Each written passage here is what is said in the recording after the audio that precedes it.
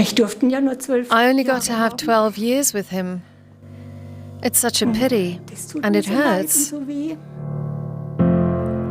Georg Wurster worked in the West German Federal Prosecutor's Office and was murdered in 1977 by the Rote Armee Fraktion, the RAF, a left-wing German terrorist group founded in 1968. I can still feel the hole he left behind. Andreas von Mirbach was a German diplomat in Sweden. He was murdered by the RAF in Stockholm, the country's capital, in 1975. I was almost 2 then.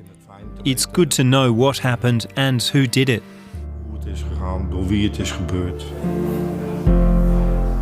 Arie Kranenburg was a police officer in Utrecht in the Netherlands who was murdered in 1977. The shadow cast by the RAF reaches all the way to the present, into the lives of those who were just children when their fathers were taken from them.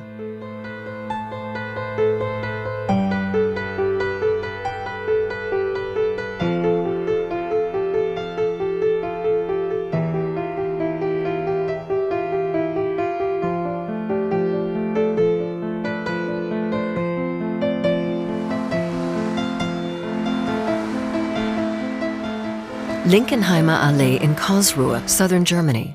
Federal Prosecutor General Siegfried Buback was murdered here in 1977, along with his driver, Wolfgang Goebel. Also in the car that day by pure coincidence was Georg Wurster, Sabine Reiches father. There'd been an international soccer match the night before. We watched it together. We were just fooling around, joking, being silly. The last time I ever saw him.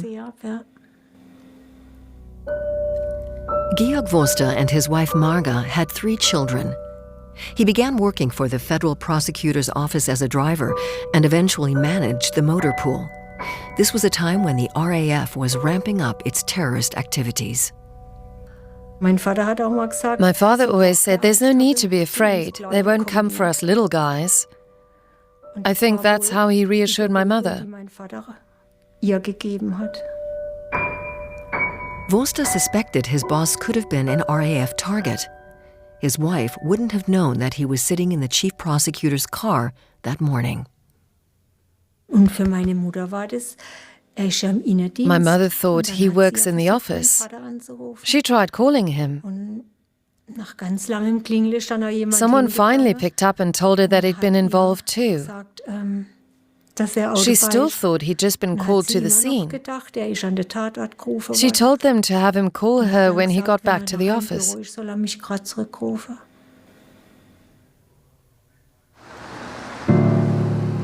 But Wurster never returned.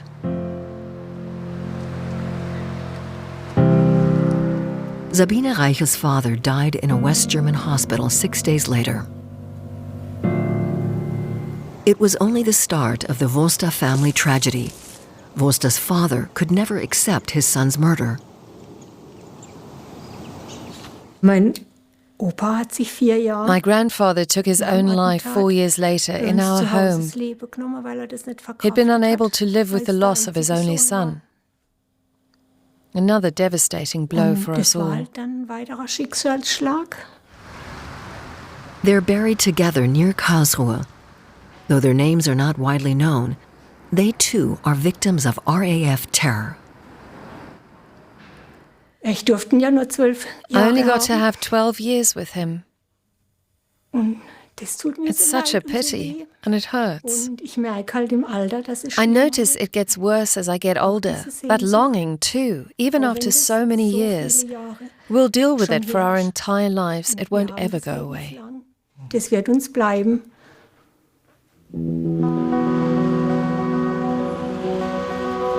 In Hamburg, there is someone who understands all too well. Clais von Mirbach was a similar age when he lost his own father to the RAF. I really loved him very much. He meant a great deal to me. The hole that he left behind, I can still feel it.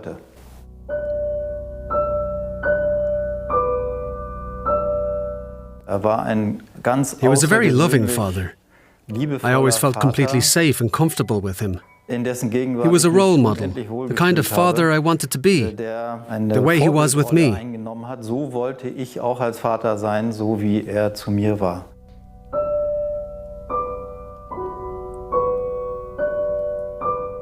War sehr musikalisch. He was very musical.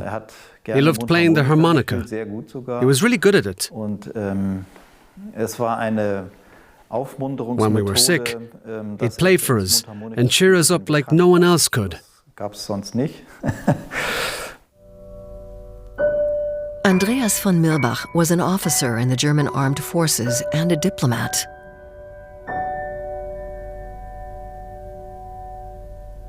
He chose the profession of soldier because he was willing to take a stand, with a weapon in his hand, for a free society. He knew that might cost him his life. We knew that too. When he became a diplomat, though, he certainly couldn't have imagined it would end that way. Von Mirbach moved his wife and twin children to Stockholm to serve as military attaché at the West German embassy. Young Clais attended the local German school. Then, on April 24, 1975, an RAF commando stormed the German embassy. The terrorists took hostages, hoping to win the release of accomplices imprisoned in West Germany. As military attaché, von Mirbach had to relay the terrorists' demands.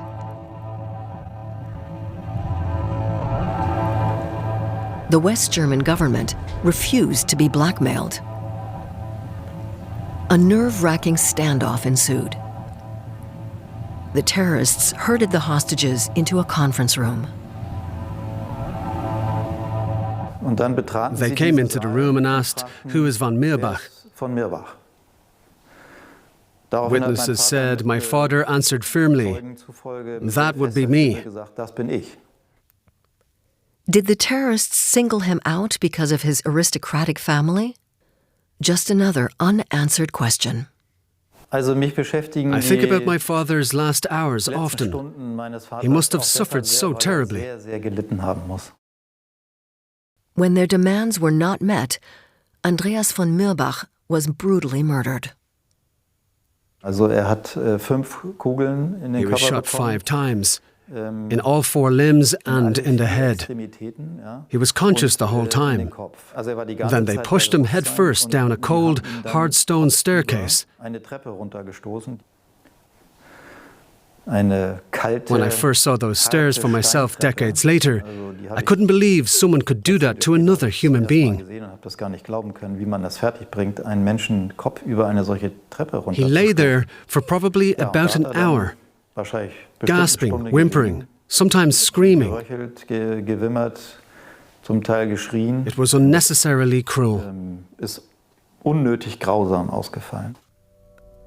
Von Mirbach died hours later in a hospital. The terrorists also shot and killed embassy official Heinz Hillegaard later that evening. The attack spiraled completely out of control. The terrorists triggered their explosives, likely by accident. The remaining 6 hostages suffered severe injuries, and 2 of the terrorists were killed. The embassy was left in ruins. The memorial service was followed by a military funeral at Bromma Airport. The attendees were deeply moved, watching as the families bid farewell to the dead, first Mrs. von Mirbach and the children.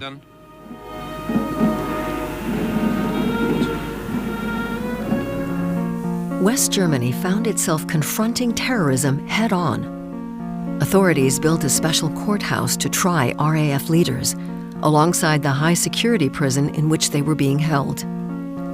The chances of the RAF once more attempting to free their imprisoned members was too great.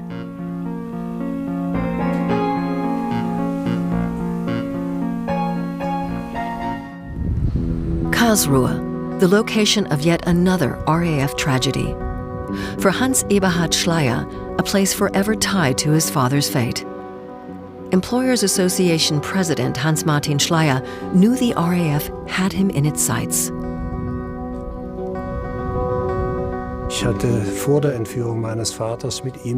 We talked about the possibility of what might happen before the kidnapping and what the state might do. My father told me if anything were to happen, he'd accept any decision the federal government deemed justifiable.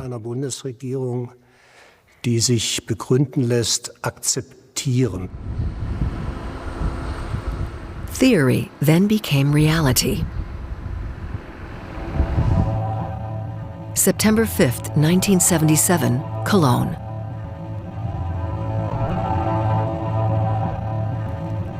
RAF terrorists abducted the Employers Association president with surprising brutality and murdered his 4 companions. West Germany declared a state of emergency. The kidnappers once again wanted the release of RAF prisoners. The federal government played for time. Hans-Martin Schleyer was a hostage for weeks. His son, then a young lawyer, made a decision. I said, that might have been my father's decision, but after almost 6 weeks, it's no longer reasonable to expect him to endure this.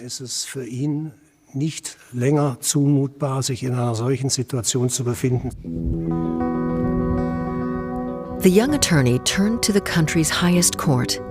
Perhaps an emergency injunction from the court in Kalsruhe could force the government to meet the kidnappers' demands. The hostages, including his father, could then be freed.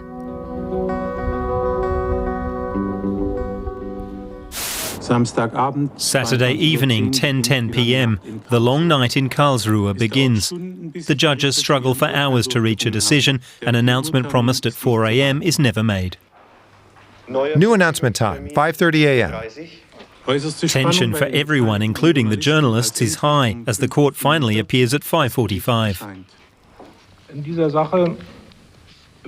In the name of the people, this court hereby announces its decision.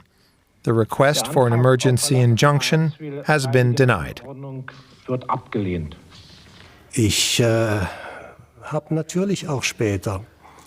I later spoke with the then president of the Constitutional Court, Ernst Bender, who was involved in the decision. The court was under enormous pressure from the federal government. Right then, it became clear to me that unless a miracle came, and none had in 6 weeks, my father's life wasn't just in danger. It would probably soon be over. At the exact same time, Palestinian terrorists closely allied with the RAF had hijacked a Lufthansa plane in Mogadishu, Somalia. They were threatening to kill all on board unless the RAF prisoners were released. A special unit was sent to rescue the hostages 5 days later. Most survived.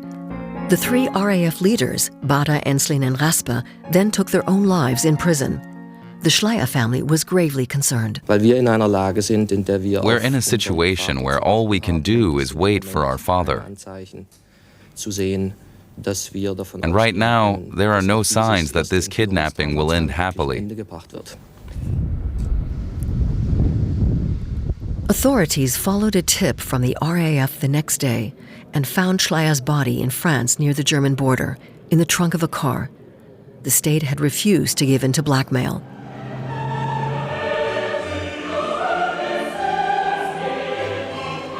But Hans-Martin Schleyer and his family paid the price.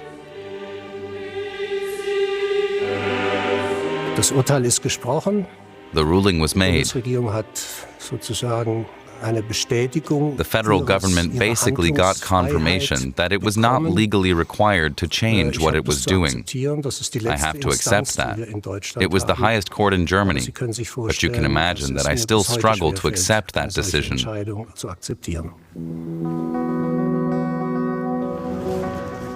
Orm Kranenburg wasn't even 2 years old at the time. His father, Ari, was a police officer in Utrecht, a medium-sized university town in the Netherlands.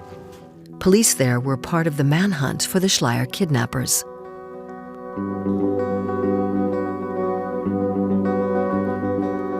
Officer Arie Kranenburg was shot dead while trying to arrest one of the suspects. The RAF's Knut Voorkats was the gunman.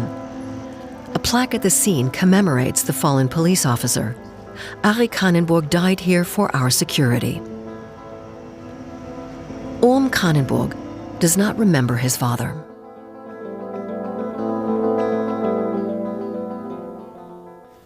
In mijn puberteit I played soccer avidly as a teenager.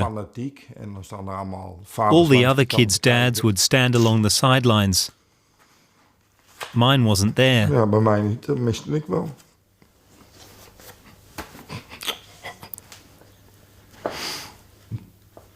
Ja. En nu ben je zelf vader. And now I'm a father myself. En dan probeer je I toch do wel, the best I can. Ja, je goed, But I never had a role model. Ik heb natuurlijk geen voorbeeld gehad, zeg maar. In one sense, though, his father did serve as a role model.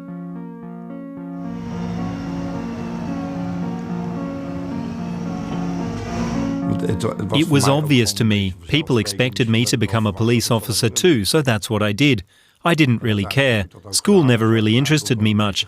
I thought, I'll just join the police. And so the son followed in his father's footsteps. A logical step. Simple.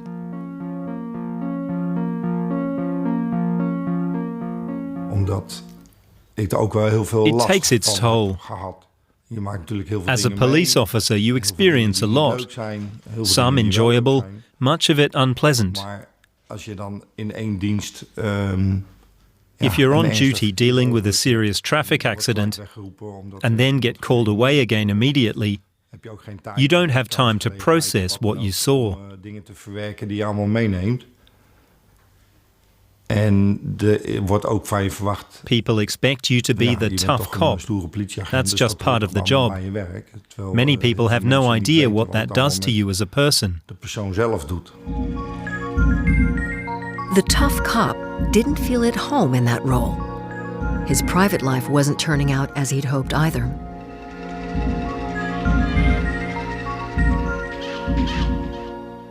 Ik had een hele turbulente relatie At met that mijn time, I had a rocky relationship with my ex-wife.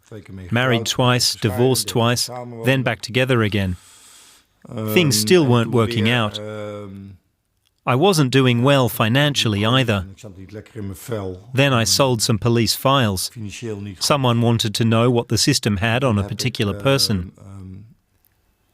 Ja, dossiers verkocht. I passed that information along, Iemand wilde got paid weten for wat it. er over die persoon in de Once I'd been doing that for a while, they caught me. Dat heb ik uitgedraaid en dat heb ik gegeven en daar kreeg ik geld voor. Kranenburg's case became a major story in the Netherlands. The son of the Utrecht hero, now working for the wrong side. He was imprisoned for years. Ja, ik ben eigenlijk... Klinkt heel This stom. might sound strange, but I'm actually grateful for the time I spent in prison. Heb gezeten, om daar met die tijd om te... Ja, I needed that time ja, om die tijd to te let go of gebruiken things, om inderdaad to really dingen reflect los on te my laten life, en goed over het leven na te denken en and to move forward. ja, stappen te maken naar de toekomst. The decision to become a police officer was wrong, he says now. He's now free from the expectations about who he's supposed to be.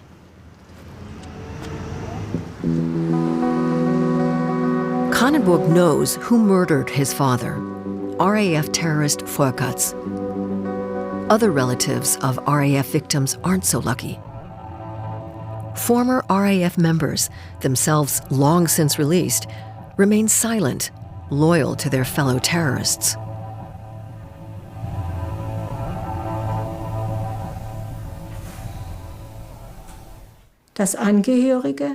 I think family members could find some peace if they at least knew what actually happened. You can't get to the truth when that collective remains silent. I have the greatest respect for anyone who wants to investigate. From the perspective of these survivors, at least, for those who are suffering, I see this continued silence as an outrageous continuation of the crime. Like the Nazi SS, they refuse to betray each other. Our honor means loyalty. The younger Schleyer avoids the unanswered questions. Who fired the last shot? That didn't matter to me. Knowing wouldn't have brought me peace or answered any questions. I didn't want to expose myself so much that it could affect me for the rest of my life. The federal prosecutor's office stores the files related to the RAF murders in its basement. Many legal questions remain unresolved. The cases are still officially open. The children of those murdered continue to live with a chapter in German history. Hans Eberhard Schleyer has even had to confront the RAF professionally. He was chief of staff at the Rhineland-Palatinate State Chancellery in the 1980s. Minister-President Bernhard Vogel, his boss, was asked to pardon certain RAF members. Schleyer had to take a position. Clearly a difficult situation for Hans Eberhard Schleyer. He's not only a son and survivor, but also a state secretary in Rhineland-Palatinate. The department head at the time came to me and said, "I have something I want to discuss with you first," before he handed over the file.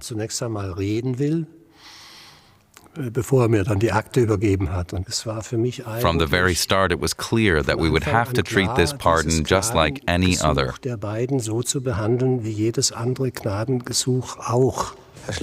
Mr. Schleyer, can you imagine pardoning terrorists?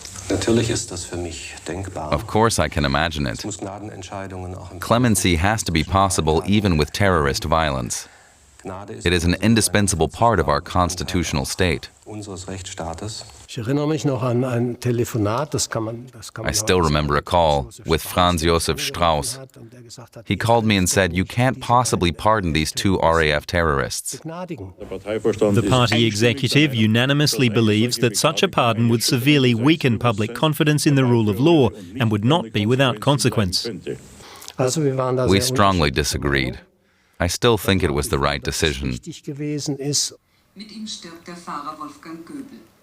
Sabine Reiche tries not to think or feel much about her father's murderers. But it's hard. A daily battle.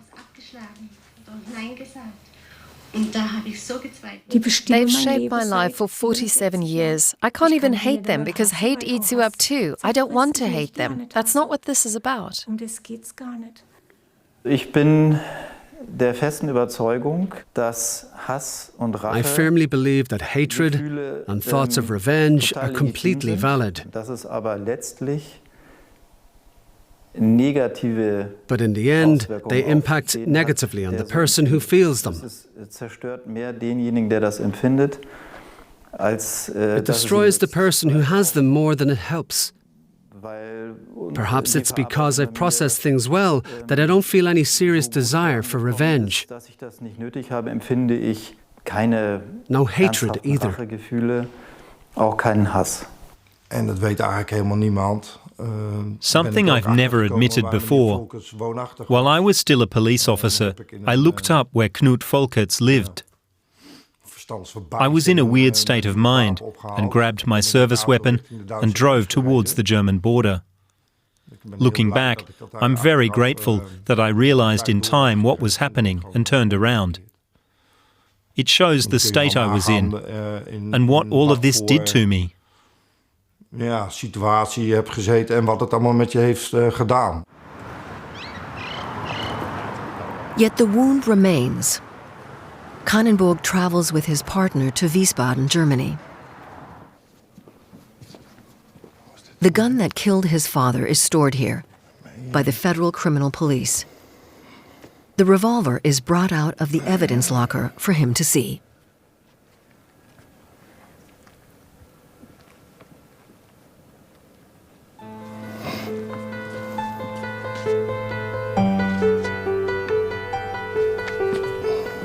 I think a little bit scary. Frightening, but also interesting.